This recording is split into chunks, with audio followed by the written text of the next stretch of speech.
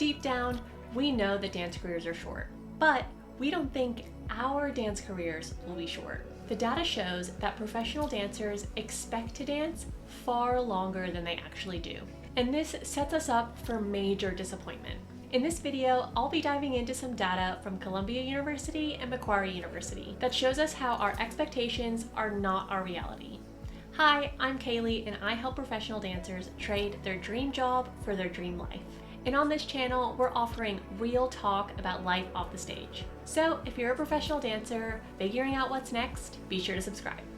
Today's video is a little different. We're going through some really interesting data on life after dance. And trust me, it's something every dancer should see. And by the end of this video, you'll get some hard and fast numbers about how long dance careers actually are, so that you can set your expectations accordingly.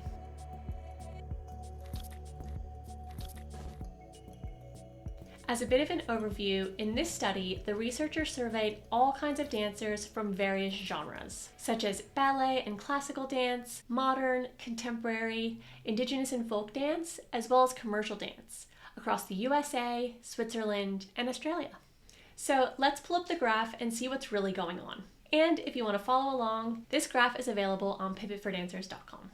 Okay, so this is the graph, and we're starting with our Australian dancer friends. So as you can see, the age where the dancers surveyed expected to retire is about 46 and a half years old. But the age that they actually ended up retiring was around 32 years old. So that's a difference of about 14 and a half years, which I don't know, but Australia, that seems very optimistic, and maybe you guys are just very optimistic, but expecting to dance professionally until you're almost 50 is a little bit unheard of and kind of feels like wishful thinking, but the reality is your expectations were way off by a decade and a half, and that's gonna hurt. Okay, so let's have a look at our American friends. So the expected retirement age of the dancers surveyed in the US was 40, almost 41. Then the reality was about 34 years old. So that's still about 7 years. A lot more realistic than our Aussie friends, but still decently far off. That's almost a decade where you're expecting to still be dancing and you're potentially not. Now, for the Swiss dancers surveyed, they expected to be dancing until they were around 41, but they actually retired at about 35. So this is a little over a 6-year gap. So quite similar to the US dancers, still a decently long time, but more realistic than our Aussie friends again. But as you can see, for all three countries, there's a pretty large discrepancy in expectations versus reality. So let's just round out these numbers with an actual excerpt from the paper. The researchers expected that dancers would have a realistic idea of the length of their careers. Of course, it is well known in the field of dance that the span of a professional career is short in years compared to most other professions. While most dancers acknowledge this, our results show that currently active dancers expect to continue their performing careers well into their 40s. However, former dancers on average actually stop dancing professionally in their early to mid-30s. So maybe we could do a little experiment in the comments. If you're currently an active professional dancer, when do you expect to retire? And if you're a former professional dancer, when did you actually retire? Let me know down below. So where does this gap in expectations versus reality come from? Well, the researchers had a few thoughts on that too. The first is that awareness alone is not enough. Just because you're aware of insert unhelpful behavior here doesn't really change anything. You have to actually take action if you want to end up somewhere different. This is how the researchers put it. One surprising finding of our study was that current dancers are actually more aware of the challenges than we thought. Overall, the great majority of current dancers claim to be either very aware or somewhat aware of the challenges that transition will pose. However, many former dancers concede that they were in fact ill-prepared for this process.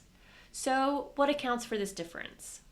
One possibility is that this awareness may be generational, and the former dancers may not have had as many opportunities to consider transition issues as their younger colleagues.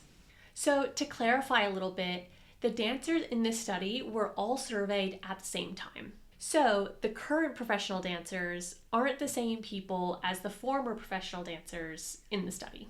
This means that the former dancers who were surveyed are part of the generation before the current dancers that were surveyed. And perhaps this younger generation just had access to more support.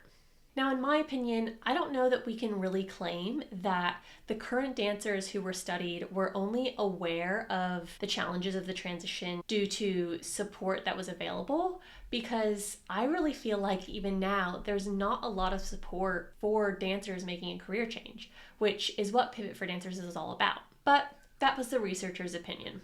Another reason for this gap in expectations versus reality could be conscious avoidance. This is another excerpt from the paper.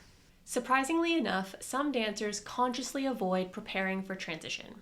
A former male dancer from Australia noted, "Dancers do not fully explore career options whilst dancing, for fear that it will jeopardize their career. Lack of confidence to do something else and succeed make the transition period difficult. This unwillingness of some dancers to confront the future prospect of a major life event is understandable, but in the long run, regrettable." Oof, that kind of hits the nail on the head, doesn't it? So, why am I sharing all this? Well, because your expectations shape your reality. When you expect your dance career to last until you're 45, you might avoid planning for what's next. Or you might think something's wrong with you if your career ends earlier than you anticipated. But if instead you expect your dance career to be a beloved chapter in your life and not the whole story, you can build a smarter and stronger plan for what's next. You can start saving money, exploring other interests, learning how your dance skills transfer into other fields. You can start your pivot, and not from a place of crisis, but from a place of calm and a sense of acceptance. Acceptance of the reality that dance careers are actually shorter than you might think. The data isn't here to tell you to give up. It's here to help you get really honest. Because when you're honest about your timeline, you don't have to waste energy being caught off guard. A pivot is hard enough. Don't make it harder by setting the wrong expectations. Because dance doesn't end when the contract does. You'll always be a dancer. You take the discipline, resourcefulness, the confidence, all of it. You take it with you. So if you like this video and want more data deep dives, give it a like and let me know. Thanks so much for watching, and I'll see you in the next one.